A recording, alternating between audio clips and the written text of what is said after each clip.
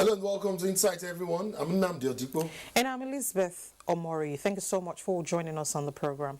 In the midst of all that is happening around us nationally and internationally, of course, we are reminded that life must go on. And so on this episode, I will be reviewing the latest ASU strike, investments in education, and the performance of tertiary education subsector. Of course, we're still in the thick of the International Women's Celebration, and Elizabeth will be bringing us a conversation along that line. Well, like I said, it's the Women's Month. We will be examining issues hampering the development of women, politically, health-wise, education, as well as family. Very well then, let's get started.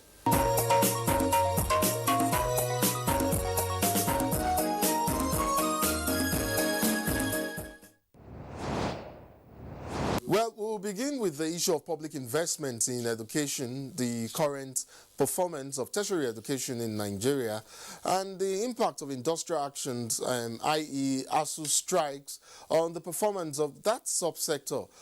Of course, we will be also talking about the effects of repeated closure of schools and academic programs on students' learning effectiveness and how that has impacted generally on the undergraduates in schools.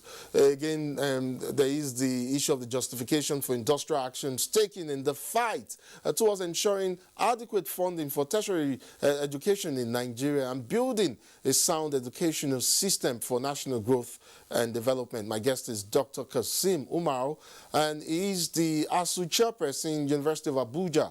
Welcome to Inside, Doc. Yeah, thank you very much. You're welcome.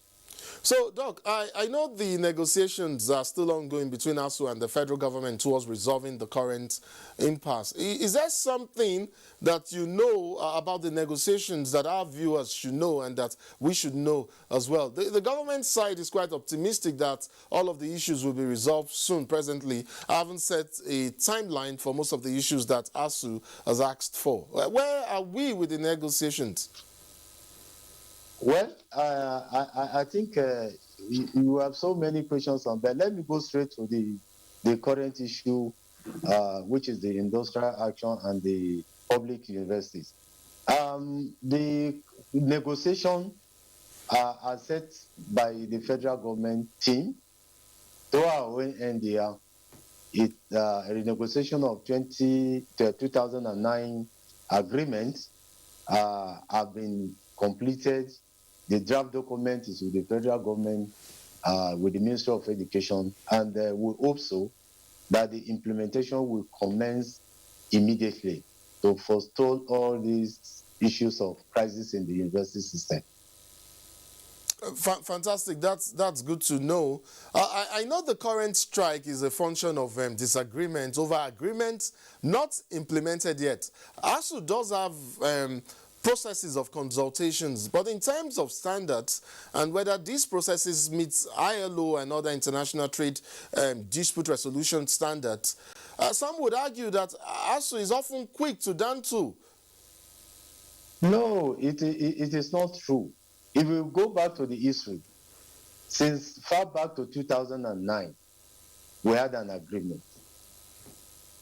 And that is why between 2009 to date, you have MOU, MOA, ranging from 2009, 2010, 13, 17, 18, 19, 20, and the whole thing is still at the cover of the federal government because you had an agreement with the federal government and there's no implementation. So we're not in a hurry to down tool. But the federal government always not sincere to the implementation of this agreement. Are you trying to say, Doc, that you explore all of the processes, your consultative processes before, and that strike is a last resort? Is that the point you're trying to make? Yeah, of course. That you see, in a situation where you had an agreement with the federal government, timelines are given, and the timelines will come and pass for nothing less than 10 months, 1 year. And until when they hear that, yes, the members of this union is deliberating on issue which they are not comfortable of, then that is when they now speed up. All issues that has been in the border between federal government and our union, the little they've done is as a result of strike. So they don't understand any language apart from strike. Doc, I can relate with ASU's grievances, and I bet you a lot of Nigerian university students can also do that.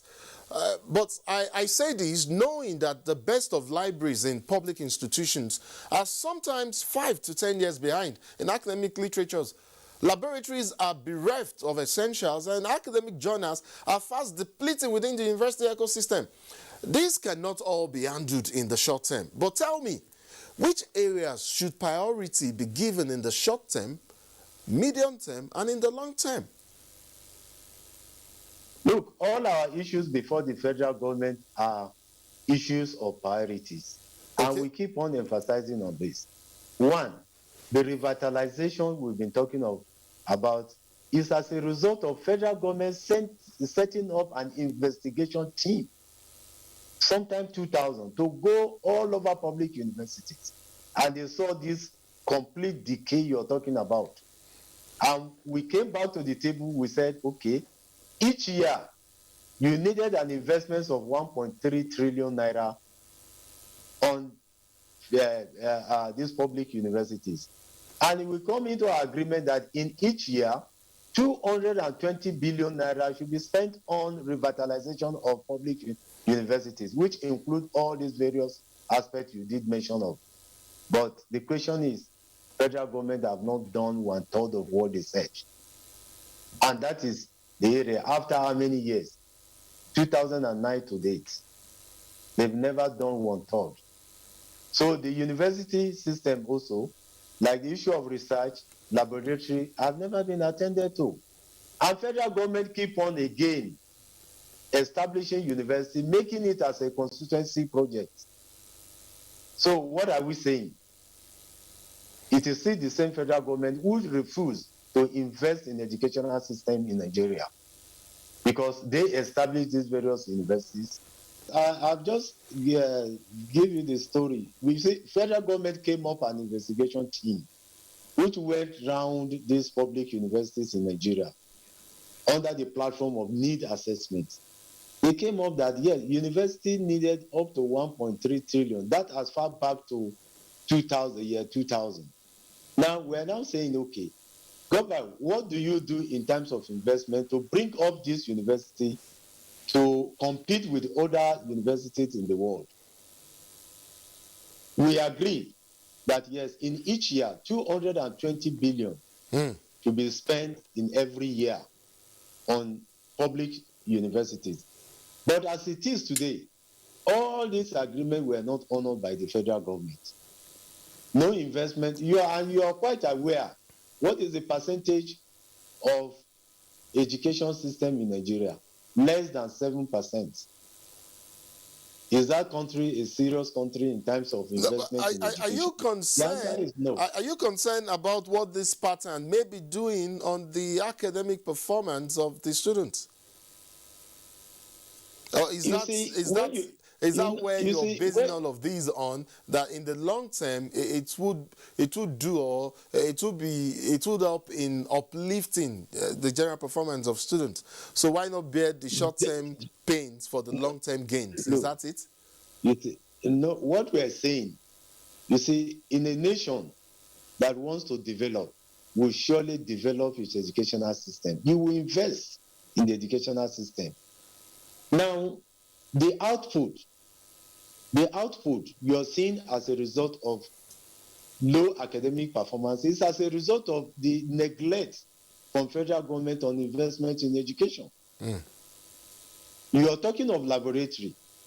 In fact, our laboratories, research investment, they are zero states. In fact, let me tell you, the academic staff, the lecturers in the university today, use their meager resources, their own salary, to do research. Nothing comes from federal government on research. We are talking of universities today giving even an overhead of 7 million naira. Some of these public universities you are seeing today in Nigeria, go and check their overhead cost from the federal government. 7 million, my brother. What do you think you can get from such a university? You cannot, if you can't give what you don't have, my brother. We must invest in educational system. So the whole world today is talking of knowledge base. But how do you get that knowledge without investing in education? You cannot go anywhere. The people in government, the leadership must understand that it's not a matter of... At the moment, there's the issue of funding, there's the issue of resources and available resources. And you know, it may not be possible for ASU to get exactly and all that it wants at this moment. So I am saying, in shifting ground, in reaching a resolution, negotiation is part of the process. Yeah, you give some, and then you lose some. Is ASU not willing and ready to shift ground at all? What I'm saying, ASU have shifted ground as far back to 2009. Yes, I get that. Which I said, we agree that, okay, you are saying 1.3 trillion will be spent in the universities, public universities in Nigeria. In each year, you are going to spend 220 billion. It is an agreement. It is a question of shifting ground. If we have not shifted ground, we will have said, okay, spend 1.3 trillion at once in the university. 2, we also agree that in each 5 years, the condition of service of the lecturers shall be reviewed. As we are talking to you today, since 2009 to date, we are still collecting the same salary, the same condition of service we were. And if you ask yourself question, even ordinarily in the market, what you bought, $1 to a naira, was when? 100 naira to $1. What is it today? When you talk of even the research, the same meager salary you are giving is the same money you are using to do research, even for your promotion. And where you are promoted, you are not being paid arrears. They introduced what we call IPPIS, paying us an amputated salary, of which was even negotiated and was paid 2009. And we are saying in each of the year, this salary condition of service will have been negotiated more than 5 times before now. You, Doc. Again. Yeah, okay, let me let you land. Please go ahead and just land. Yes. Again, we are now going back to the same thing. The decay in the system is still there. Our condition of service is nothing to write home about compared to even our African country. No lecturer collects $1,000 in a month. Our salary is look, Professor Adba received 416,000 naira. Professor Adba, you can no longer enjoy promotion. Yes. You have reached your peak, 416,000 naira. Doc, my brother, again, I would just like to... Sorry, Doc, I'd like to just butt in here. I'm sorry, but let me just butt in. Again, I'd like to reiterate. I totally get what you're saying. And I agree with you completely. Completely. I am not taking anything away from all you've said. I've made that quite clear. But my point and my question remains this, because all of what you've said accumulated from decades of neglect. Is it that ASU expects that government will in 1 year, 2 years, or 3 years, or 4 years clear all of these issues? That's my point. Granted, ASU has shifted ground.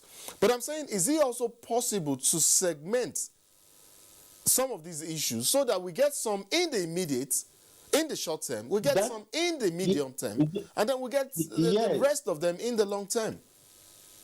Yes, that is what we are even telling you, that the implementation of our MOA specifies what should be invested on a yearly basis in education. I'm coming. No, I'm coming. Yes, I said the renegotiation of the draft agreement of 2009 FGN ASU agreement, which was submitted to federal government 2020. We were saying go back to that and implement. Because all these issues that we're talking about, timeline was given within this period. We have drafted agreement on the condition of service, which was already submitted to the federal government. But it may interest you, why is the federal government talking of setting up another committee? The same government that set up committee last year, come into an agreement, submitted for finalization, now is setting up another committee to do what? We ask ourselves this question. Let me just quickly move you along here, Prof. Like you, Yeah. I have often imagined that the consequences of this pattern of disrupted academic calendar is lost on us. Aside the students themselves and the general impact of incessant strike on their performances, universities also have the responsibility of producing their own core of academic personnel, that is the intellectual resource pool that will, through scientific research, generate new knowledge and innovation to solve developmental problems. How is all of this, the ensuing impact, affecting that goal? You see, in the first place, what is being done in some clients of the world, enable legislations are always made. Okay. In the first place, when you have we have international companies, local companies, if they are to embark on research, there is legislation that will mandate them to use your local content, invariably, the academias you have in the country. But do you have that in Nigeria? The answer is no. We have the local content. We have the local content development act. No, what I'm saying, for the companies to patronize the academia in carrying out research being sponsored by these various companies. They don't. Rather, they go out there, use the international researchers to so simply because the issue. In fact, even government projects, who do you see as consultants as research? Is foreigners. Now, what I'm saying here is that if you don't invest in your system, there's no way you can develop, you can come out with an enabling environment where the people working there will prosper. It is not possible. So, Doc, you are admitting that it's also affecting the ability of the tertiary institutions to produce resource personnel for the development of same tertiary institutions. Let me put it, brain drain. Brain drain. Brain drain is really affecting the system. It is not even only the educational system. Go to our hospitals. Are doctors not running away from Nigeria? Look, we are saying that invest in this educational system so that you get the best. Where we are telling you that you cannot pay your academics at least a living wage. You're paying people 416,000, which is far, far below the living standard, the living condition of an average person in Nigeria. So what do? And producing more graduates. In fact, let me tell you, today, if you have first class in any of your department or this, tell them, we want you back to take up a lecturing job. He will just laugh at you and leave. Because once he gets out there, get a job, even with the federal government, some federal government parastatals, what he takes home is more than a professor's salary. So why is he going to waste his time in the university? I totally understand what you're saying, and I understand your fears and your concerns as well. I do hope that most of the issues that you have raised, most of the issues that ASU is presently agitating for would be resolved. Of course, we know negotiations are still on, and we're quite optimistic that they will be resolved soon. Dr. Kazeem Umaru, Chairperson, ASU Chairperson, University of Abuja, it's been a pleasure having you on Insight. Thank you so much for your thoughts on this issue. Well, thank you very much for having me. So we'll continue the conversation. If Nigeria is to fully explore and optimize agriculture as a next generation moneymaker, it becomes necessary that we grow a generation or two of young Nigerian innovators with the capacity and skills needed to solve the biggest challenges in agriculture today. Well, to give context to that and speak on the prospect of agricultural entrepreneurship in Nigeria, I have Adadu Otse. He likes to be called Farmer Adadu. He's an agropreneur and he's also the host Agro Teller radio show. Welcome to the program, Farmer Adadu. Thank you so much. I know you don't see often people who are farmers around Nigeria anymore. Oh, no, plenty of them actually. It's okay. fast becoming fascinating and interesting, and it's fast becoming attractive too, especially for young persons as well. But let me just kickstart our conversation. It is clear that farming has evolved and that agriculture is a massive business with lots of enterprising opportunities. So now I hear things like the future is smart. I hear things about smart farming. What exactly and how exactly would you describe smart farming? Speak to me in terms of how young agripreneurs are using smart farming to nurture the future of agriculture, and how they could possibly do that, in Nigeria with better energy, for instance, strategic water management, and all of that put together to optimize production. Okay, thank you for having me here. Smart farming generally, it's can be sometimes sound as a very bulky concept. But in my view, I think it's just tools you can find to strengthen your production and your final output on the farm.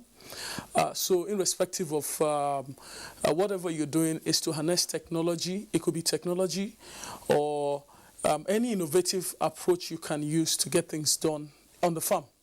So, because sometimes when you say smart agriculture, a lot of young people think they need all the billions to get all the equipment, to get all the robots, to get everything they need to put on the farm before to start. And most times it is difficult for them to start from that point because they may not have any structure in place before that time. So it's basically, for me, anything you can do to enable your business, your agri-business. For instance, if you are raising large animals, what are the little innovative way you can put one or two things together to ensure that your animals are in good shape, you have the best practice, and then you are able to get the best output from the little investments that you have. Because if we make it look very bulky, a lot of Nigerians may not act. I know a lot of young people, they will tell you they need all the money and the savings to start. And if we have to wait for them to start, our population is rising very fast, and it's important that we feed our country and our people. It's a call to support humanity as urgent as we can in view of our population and the huge number and how fast the Nigerian economy is also growing. So I think, if we can get anything in place that will enable our outputs on the farm, for me, that is smart. It could be you converting a pipe to enable water to get to your pen in a very smart way that you don't have to spend extra money. For me, that's a smart approach to enabling your output. And at the end of the day, what is more important is not about how smart it looks, it's about using what you have to get things done in your little space. So productivity at the end of the day is not an outcome of hard work, but working smart. Yes, to a great extent, because, for instance, there are people who are growing ugu, for instance, in the city of Abuja within very small space. They are not doing it very much that you can say, but they've been able to run pipes around their farms, and they're able to grow ugu to the point where they're able to make certain amount of money that is enough to sustain the business and ensuring that they're also creating wealth for themselves in that little space. Not that they are doing massive, maybe like 1 hectare or 10 plots or anything. They could even be doing that within their premises. Yeah, they could be doing it within a 50 by maybe a 750 square meter space, and they are fine and they are making money, because sometimes this approach of wanting to start from from a very big concept is the reason why we're not getting things done. So everybody wants to have the 10 hectares overnight. In reality, these things are not obtainable. And if you, I've traveled around the world, I've seen a few countries where people get things done. Most of the innovations you see that go out for commercial value started as a micro concept in someone's farm. I've been following, I'm a very big advocate of the drip irrigation solution. And that irrigation solution, if you hear the history of how that irrigation solution came about, it was just a plumber who was in Israel, who noticed there was a leakage, who traveled and came back and noticed that water was standing somewhere at a point where there was a tree.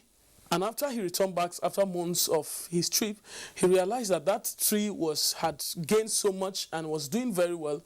And that was how the innovation of drip irrigation started, some 60 years ago. And now drip irrigation is a major tool. Now drip irrigation is a big thing in agriculture because it's now a major part of off-season farming. True. So for me, everything we do in our little space to ensure that we get things done and ensure that things are done is smart enough too. I hear you clearly. I hear you clearly. You could start small, but then you could start smart. So I understand the need to grow a population of innovative farmers in Nigeria, but we know, you know what, I'm already impressed with how some young persons are catching on and building ideas that push the frontiers in farming practices in Nigeria. I'm sure you're aware of Hello Tractors. If you're not, Hello Tractors. Hello Tractors, yeah, sure. Fantastic. It's more or less like the Uber service of farming machineries. There's also Cool-Ops. If you've heard about it, it is a chain of solar-powered coolers in rural areas for farmers to preserve their produce. You know, and then the offtake is in good condition to get to the off-takers. Yes. How expansive and creative can some of these young Nigerians, get, and how far can we push, agripreneurship development in Nigeria? Okay, so the reality of the Nigerian environment is that we have so much opportunities everywhere you look around. And that's why we have most of the Chinese jumping in. We have most of the Indians coming into the countries. We have people from all over the world coming into Nigeria and taking advantage of this space. And they understand that it's becoming more urgent for us to grow more food as a people. And just like you mentioned, the Hello Tractors and a few other team who are really doing a great stuff in the space. The reality is that it starts from the desire to wanting to create value for our environment, for our people. As a farmer, personally, what we do is beyond just creating wealth. We make a lot of money in agri sector. Yes, I agree with you. There's so much money in it. But beyond that, we are fulfilling a mandate that I strongly believe that right from creation, farmers are just special breeds, irrespective of wherever they are in the country. Yeah. And the opportunities are there. North, east, south, west, any parts of the country that you look at, if you look around, there can be something that can be done in your small space that can add value to the agricultural space in Nigeria. In the course of our conversation, so we don't give the impression that you're talking about just crop farming alone. I'm sure there are other major opportunities in various areas of agri business. Can you highlight some of them? Possibly in dairy and in the farming processes and other areas as well. Other areas of opportunity: dairy, horticulture, cereal culture, possibly as well. Okay, so there are so many opportunities within different value chains. So in Nigeria, there are a lot of things that are of benefit. They are of benefits to even the entrepreneur in so many ways. Some of which there are some sectors that are not yet regulated by either laws or policies of government or certain intervention, so to speak. So let's talk about, for instance, commodity trading. I know people who make a lot of money by just shipping vegetables from Jos and then bring them to Abuja, and they make a lot of money on weekly basis, cool cash. They don't have to be involved in the consumption of that vegetable. They make sure they know where the buyer is, and some of them run it on Instagram. They use tools like Instagram just to promote the page, and they are sure somebody needs a lot on Instagram. Needs the vegetable, and they know the farmer from Bukos, and they bring it, they organize and coordinate. That is just like a logistic business that they are running in the industry. Now, when you come to, let's say, people who produce chicken, for instance, dairy. poultry sector. Now, there's a lot of demand in that industry. There are a lot of eateries around for instance, we are in Abuja at the moment. Some eateries still depend on their supply to come in from Lagos. Why are they doing that? They are doing that because they are here to secure supply from Abuja space. One, there is no storage. So I know people who have co-rooms. I do that as well. And I pick up chicken from the local farmers, and we have a co-room at a central point in Kubwa axis of town. We move them from the farm. You take it there. You have somebody who is ready. We know the people who need them. And then you supply those eateries and those households. That's another way of making... opportunities, business opportunities. Exactly. What young persons need to do basically is to identify gaps. And plug in. And... come up, evolve ways to add value. Exactly. To close this gap. I get all that. And interestingly, there are funds made available by government to help subsidize some of these agricultural practices. Yeah, well, the government is doing quite a whole lot. But I have long been an advocate of private sector actually taking up investment in the agricultural sector. The reality is there is so much that the government is dealing with, and I strongly believe that for the agribusiness, for the agricultural sector as a whole, we need more private actors to get involved. So irrespective of citizens or people waiting for government funding, for government to come and empower them and do all of that, the role of the private sector is even more important than what... Yes, government is so important to us to create that business enabling environment. But I tell you the truth, the private sector holds... I strongly believe that they are the drivers of the industry. And you can check history from Brazil to wherever, United States, the biggest producers and the people who are in charge of the industry are private sectors. Government cannot own farms. I don't even think they should be owning farms. Yes, there may be some level of funding, but this funding, it's limited. For instance, I don't want to call names, but I know that there are some funding channels that are available in the government's covers. But to be honest with you, those funds cannot go around. There's a criteria. They will have to screen. They have to go. But in your little space, you as an agripreneur, can you start with little 5, 10 chicken or 20 chicken, sell it, make more profit, buy 100 the next week, sell it, make more chicken money, buy 200, recycle that production cycle, and it's so possible. Some of us started with as little as 35 birds, and today we're running a full-fledged farm. We have other large animals on the farm that we run. But the reality is that, yes, this funding are there, but of course, we're talking about agripreneurs who can come and lead a business space that can even go beyond whatever amount the government put out to empower entire, maybe 1 million farmers or 2 million farmers. So we need more private sector investment in the industry. That is the way forward. I hear you. So earlier on, we started our conversation by talking about the concept of smart farming. It brings to mind the viability of integrated agriculture in Nigeria. But then it will seem that the difficulty in establishing such ventures isn't only in capital investment that will be needed to attract these, but also in the skills needed as well. Would you say that the gap is rapidly closing, or the pace is slow but steady? Okay, in terms of integrated, skills, integrated for integrated agriculture. In all honesty, yes, there's a lot of people are really not informed about some of these opportunities, and is one of the things that drive my team to spearhead a radio program here in the city of Abuja called Agrotella Radio Show to promote. Yeah, we've heard about your radio show. Agrotella, yes, to break that knowledge gap. A lot of people don't know what to do. That whole conversation started when some of our team were contacted to run a summer school for a leading private school here in the city of Abuja. And we realized that most of the kids actually know about hen and chicken, But some of them actually thought that the eggs are actually baked and not by the hen. They know that there's a connection between the hen and the chicken, but they all believe that the eggs are actually cooked or something. So at the end of the day, it was so surprising. These kids' parents pay so much for their school fee, and they're doing a whole lot. And we had to say, wow. And we realized that so even you're feeling a knowledge gap, basically. There's a huge knowledge gap. The skill sets are not there. How do we begin to close the knowledge gap so that people begin to take advantage of opportunities like this, so that we don't have yeah. Yes, please go ahead. Yes, like what we are having the conversation right now on this show.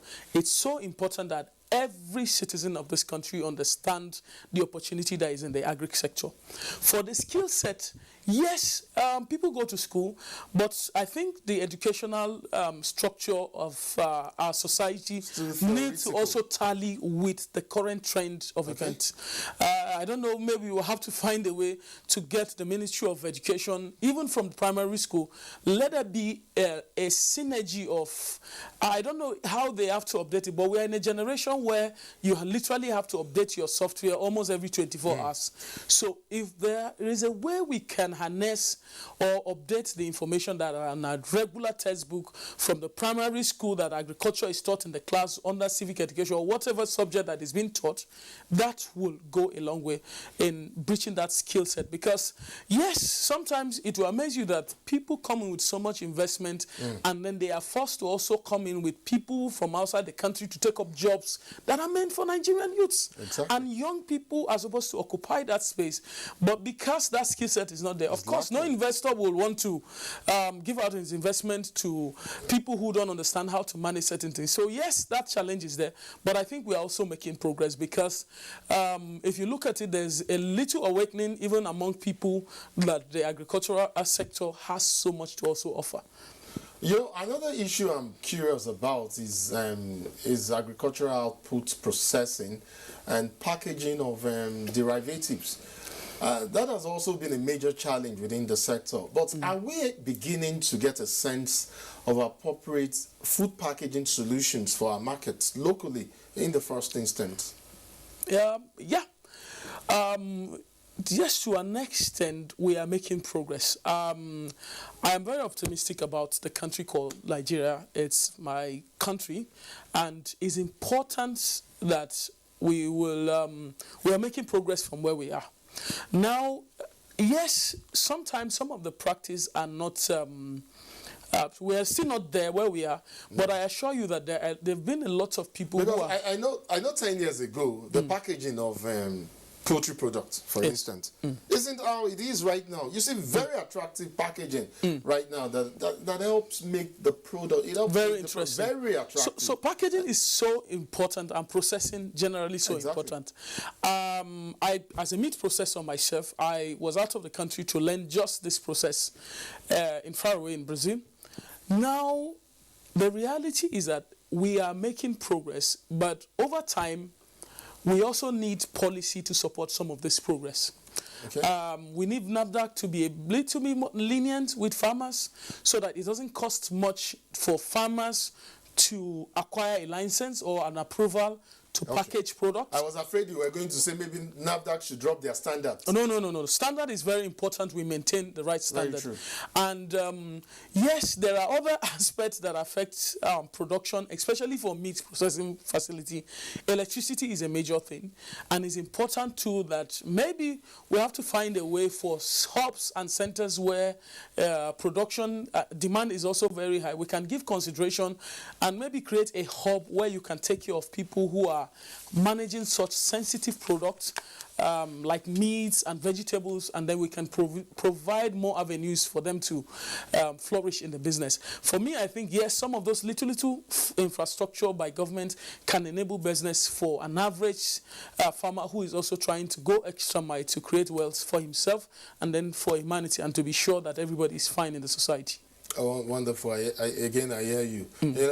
Just before I let you go, I do agree, and I mean, of course, a lot of people out there would agree there are still subsisting challenges with regards to whether commercial agriculture, and the rest in Nigeria, even with smart agriculture and all of that, there are challenges. How do we begin to overcome some of these subsisting challenges, and perhaps in a way that we strive to meet international food safety standards, and up our production and up storage as well, and so that we can begin to meet certain targets that we've set for ourselves as a country, to meet national local consumption targets, and even begin to think of exporting only quality products that can sell abroad as well. Okay, so for every industry, just like the agri sector, is driven by demand and supply. First, for the farmer, it's important what is the market demand, what do the consumer wants, how do they want it, and what is the best standard practice. Because for an agribusiness owner who do not understand what the standards are, could be doing something within his space and assume that could be the standard. That's true. He may see stuff on YouTube, but in reality, it may not be the standard that is required of him. That's true. So yes, from the farmer, he needs the right knowledge for any product you're handling.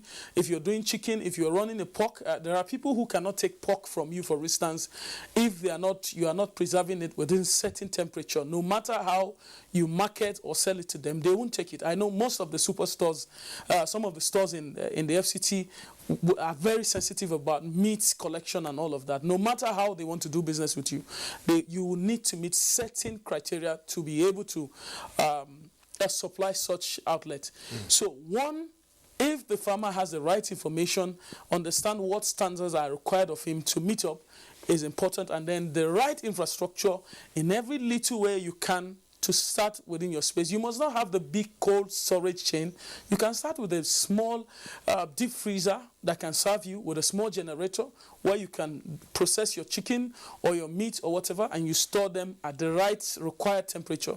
And you can start from there, and then that's another smart way of managing your production arrangement and gradually growing the business space. Farmer Adadu Osei, an agripreneur and the host AgroTeller radio show. I'd like to thank you so much. Thank you so much for your time. For giving us time to appear on our own show. Thank you so much. It's been a pleasure speaking with you. This is what I do for a living. I appreciate it. Thank you so much for coming on Insight. Thank you. Thank you so much. Gender equality today for a sustainable tomorrow is this year's theme for the International Women's Day. The day celebrates the achievements and contributions of women and girls in different spheres, as well as spreads awareness about women's empowerment and gender parity. This year's theme, the United Nations says, is pivotal for achieving gender equality in the context of climate change, environmental and disaster risk reduction. Without gender equality, an equal future remains beyond our reach. Globally, women have fewer opportunities for economic participation than men, less access to basic and higher education, greater health and safety risk, and less political representation. Guaranteeing the rights of women and giving them opportunities to reach their full potential is critical, not only for attaining gender equality, but also for meeting a wide range of international development goals. To sustain the conversation on gender equality on the program is former Managing Director, Niger Delta Development Commission, Ibim Sementari. Ma, thank you so much for joining us on the program. Thank you very much, Elizabeth. It's good to be here. Thank you so much. Well, the conversation will be sequential. We will be touching on some issues bordering on women. Now, let's start with the theme of the celebration, gender equality. Well, considering the outcome of the First Lady's visit to the chambers recently, a lot needs to be done. How can gender equality be achieved in the face of global crisis? 5 bills on gender, not one passed. Not one. And yet, when a society where a woman gets married and loses everything about her identity, where she's neither man or beast, she goes to her father's home, and there's little recognition because, oh, this name you bear is not her name. She goes to her husband's home and they say, oh, you're a stranger. Even for that, for men who have daughters and wives and mothers, it's very sad. But I think that, back to your question, and I'm sorry I ran away with this, but the truth is it's a very, very scary proposition. What can we do? What can we do in the face of global crisis? I don't know, Elizabeth. I think we can just keep pushing, keep asking, keep demanding, keep requesting, keep explaining to our sons and husbands and fathers that every time they take decisions like the decision taken on March 1st, they make it impossible for us as women to exist. Right now, we have about 96% of the National Assembly being male and a paltry 4% being women. What does that mean? In the formulation of laws and policy, it matters to have a total picture. And having an imbalanced National Assembly means that we do not have a total picture. We have a one-sided view, and that would affect our lawmaking. Therefore, that would affect how our nation develops. So that's one. The second and very